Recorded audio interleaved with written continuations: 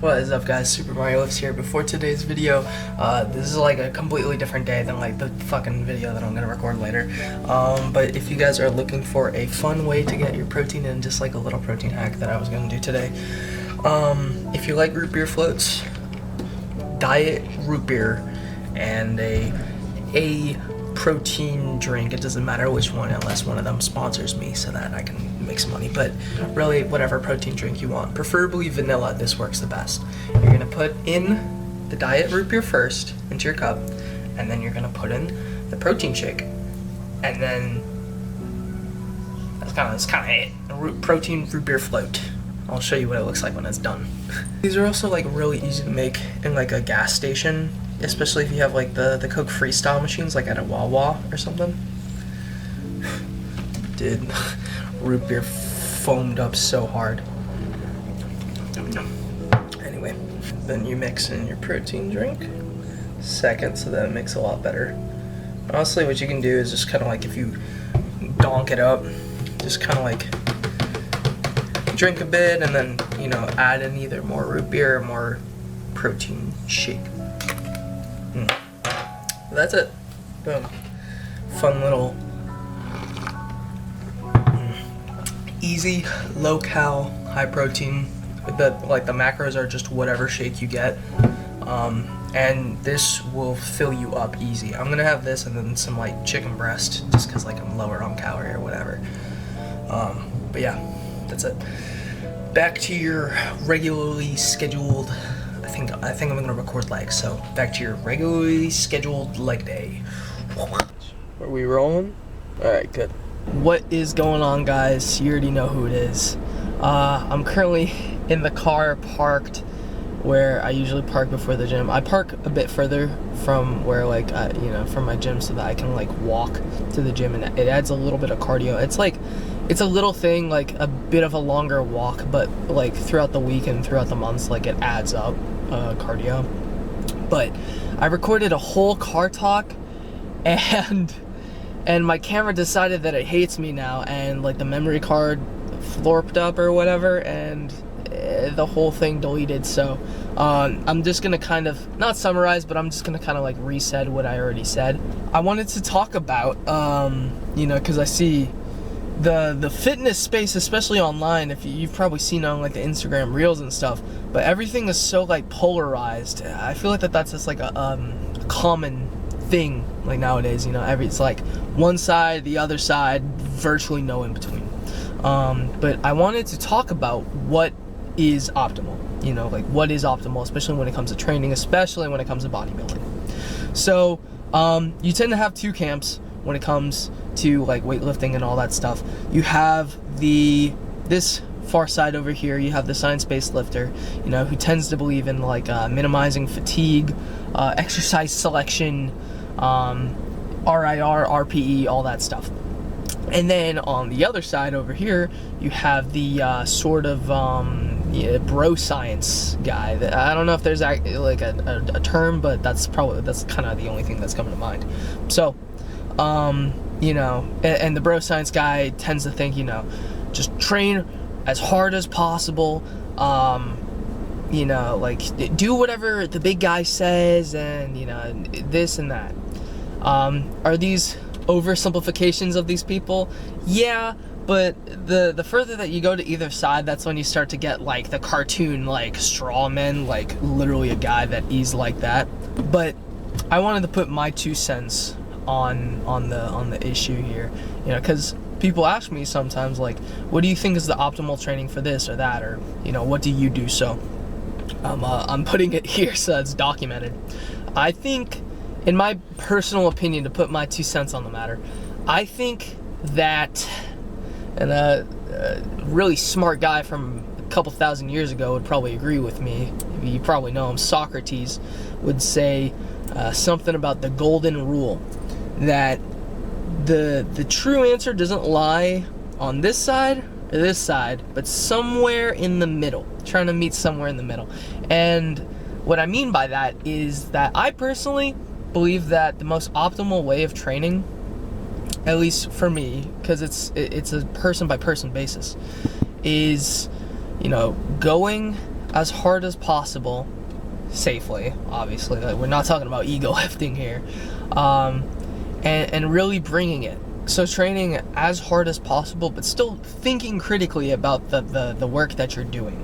I know that there's some guys that, especially more on like the bro science side, that will, basically say like, just whatever the big guy says, he's big. He must know what he's doing. And naturally, like, of course, he is big. There is some sort of legitimacy to what they're saying, but you have to kind of think about, like, sometimes, some guys are big, not because of what they're doing, but because of some things that they're doing, it's not because of the things that they're doing in the gym, but because some of the things that they're doing outside of the gym, if you know what I mean. And some of these guys don't fully know what they're doing, if I can be a bit brash. I mean, not to be mean, but like Phil Heath was doing that one thing with the plate where he's doing this. Yeah. What muscles does that train? The inner pec. Alright, Phil. Go sit down, bud. But then on the other side, you have some science-based lifters that are trying to minimize fatigue, so they're trying to do as little as possible. And obviously, like Mike Menster does the 1 to 2 sets to absolute muscular failure, which is good. But some of these science-based lifters, they're not exactly doing that. They have a goal-based or like thought orientation. They're just trying to get as big as possible with as little work as possible. Like, they don't actually fully like the training process. Now, someone like me, I love working out. Leg day, upper day, whatever day, I don't care. I could have a dedicated calf day and I'd still love that shit. So when it comes to training, I personally like training as hard as possible, as long as I'm still able to recover, by the time that I have to train that muscle again. Which is why today I have a quad dom leg day, and I train my quads as hard as possible. I still hit them on my ham dom leg day with a leg press, but, like, really milking it, and then, recovering for the next time that I have to hit legs. So the point being is that, honestly, like, if I had to give advice on the optimal whatever, it's finding something that works for you. Like, finding like an exercise split that you enjoy, that feels good, and that you can stick to. Those are 3 really good rules, because if it's not something that you enjoy, the likelihood that you're gonna do it is probably gonna go, right? If it's not something that you stay consistent with, same thing there. And then if you don't even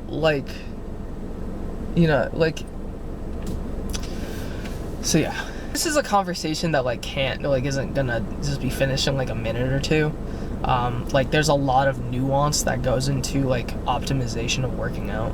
But like, if we're talking about like exercise selection, using scientific research, the scientific literature, for dumbbell lateral raises specific, or the lateral raise, because we don't want big lateral delts.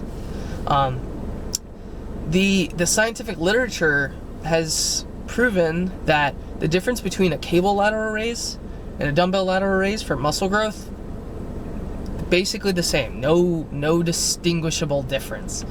And so, like, when it comes between which one should you do this one, should you do that one, which one's more optimal, which one do you like more, which one are you gonna do more often, especially when it comes to like trendy stuff, like switching your grip from this to this is gonna net you. It's not really, like, just, you're at that point, you're putting the cart before the horse, especially with like exercise selection. Once you get like a stable program down that you like, you've been doing, and you get into the flow, then you kind of have to become a scientist. You got to run some experiments on yourself. Try out different variations of lifts, see which ones you prefer, because honestly, it doesn't matter what he or she or they or whoever says. You're the one lifting the weights. You're the one working out. You know, it's a kind of individualized thing.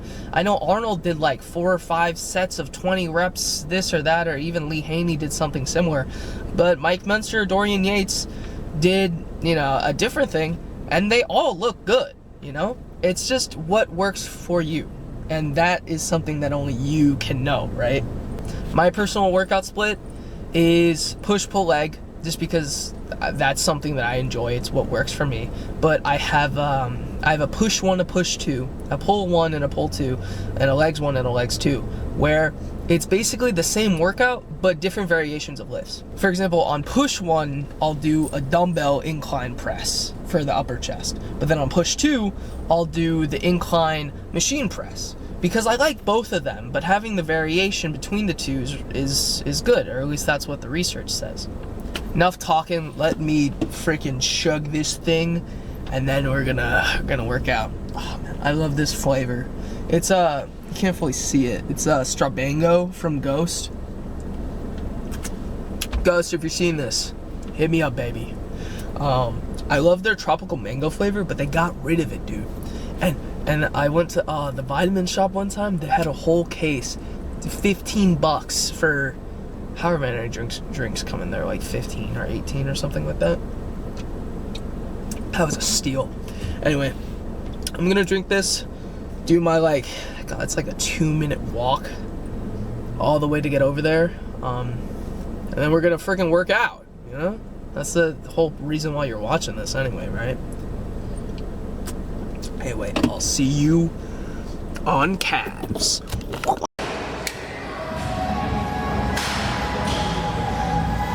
I feel like I should mention that anytime I go on my phone, I'm not like goofing off. I track all of my workouts on Discord.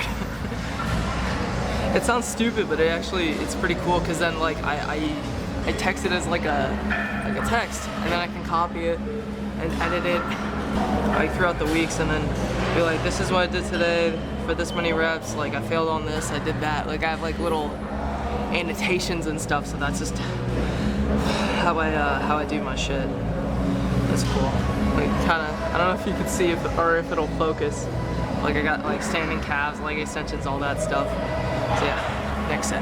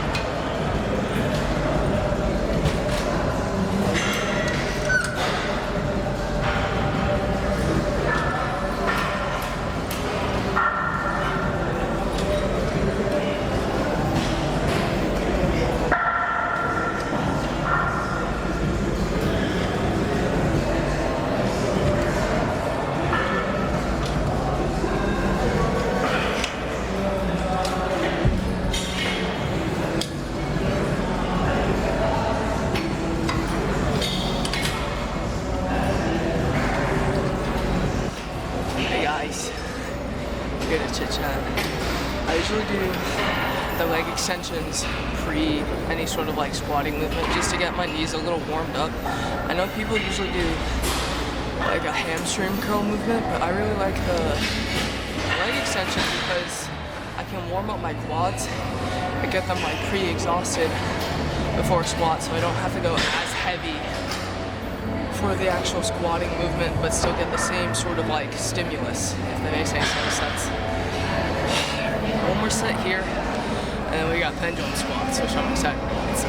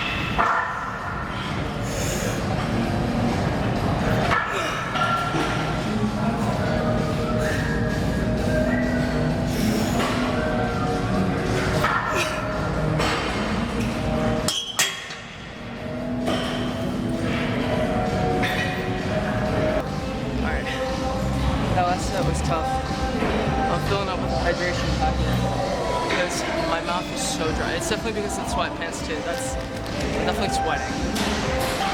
I got, well, at least the weight loaded onto the bar is 115 on top. I'm gonna have to get a spot too, which is fine. I'm going for 8 on this next one though, so hopefully I should be able to get that. We'll see.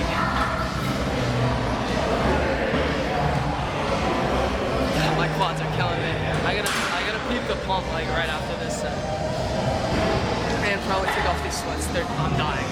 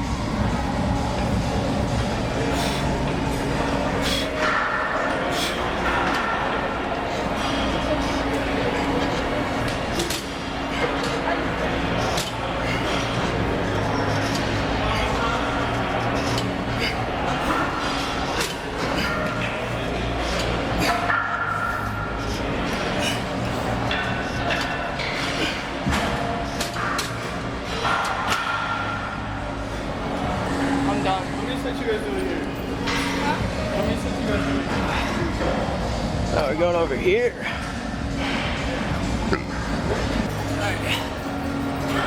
Usually I'll do adductors on the dedicated adductor machine, but I tried this one.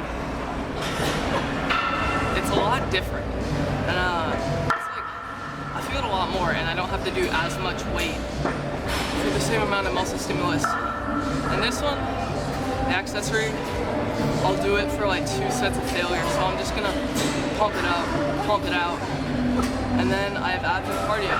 But before then, I'm gonna do a little pose down, so you'll see it when you see it. Let's do this.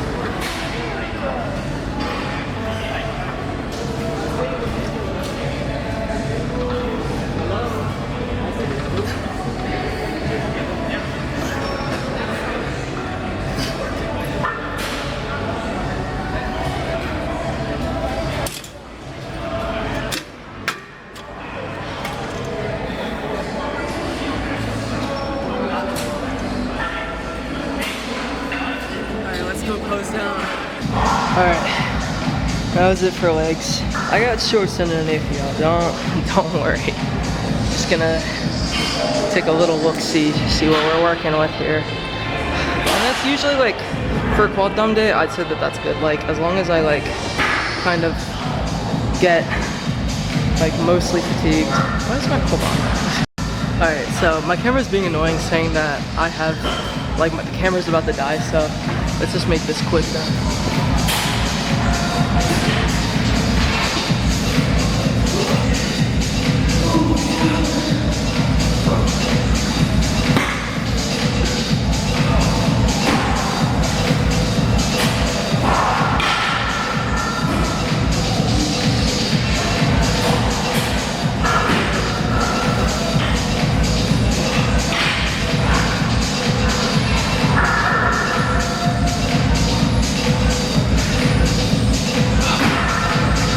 As I continue the cut, by the way, I weighed in 205.5 this morning, that's hype.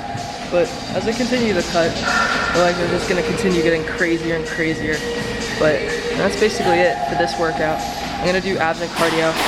I don't wanna bore you guys with all that, so I'll just see you when I see you then. All right, I am back. I literally just finished up cardio. I don't know if you can see, but I'm drenched.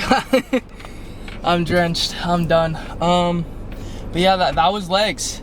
I have pretty big legs considering the fact that I'm a natural bodybuilder and stuff, and I get it from a bunch of guys almost like at least once every day. Oh my God, Mario, your legs are huge. How'd you do it, man? And it's like, yeah, I'm happy to tell you, but it's like, when it comes to making, you know, if you want big arms, you're gonna train your arms hard, right? If you want a big chest, train your chest hard. Big back, train hard. But then it's like the second we start talking about leg training, no clue. Everything flies out the window. You gotta be training hard. You gotta be training close to, if not failure. That's, you know. And then also, of course, if you're bulking, you know, being in a calorie surplus, and if you're cutting in a calorie deficit. But like, just one squatting movement, one leg extension movement, one hamstring curl, abductors and adductors. Those are pretty big. Calf movement. That's about it. You know, if your glutes happen to be small, then like probably add in like a glute movement, like a hip drive or whatever in there. But I mean, those, like, what was that, like 5, 6? Those 6 movements, you break that up, but like divide between 2 days, one really heavy quad day, one really hard ham day. You're golden. You know, you don't gotta really do too much other than that. It's kind of it. Anyway, I'm gonna start heading home. That's kind of it. I'm gonna try to have this video out by Monday. If it's Monday, happy Monday. And if it's out anytime after that, sorry. Stuff must have happened in between recording and editing this, but the chances of that are pretty freaking low. But yeah, expect a chest day next week. I might have a surprise for you guys on that chest day as to where we're shooting it, but I say we, it's just me, just a boy and his camera, you know what I mean? I got the camera and the tripod and all that. Yeah, my gym, apparently I've heard that they're very, you know, they're kind of strict on recording, you know, you shouldn't be recording. But so far the gym staff have been pretty chill. I really do like my gym. Speed bump here, sorry about that, guys. But they're really chill. Equipment's great, all that stuff. It's a newer gym too, so it's like it makes sense that you know, the equipment and the facility's great. But there's this one gym that I've been meaning to try out lately, and next week you might just see me there. You might just see me there, but I'm not gonna spoil too much. Just gonna head home, get my protein in. That's kind of it. See you guys next week.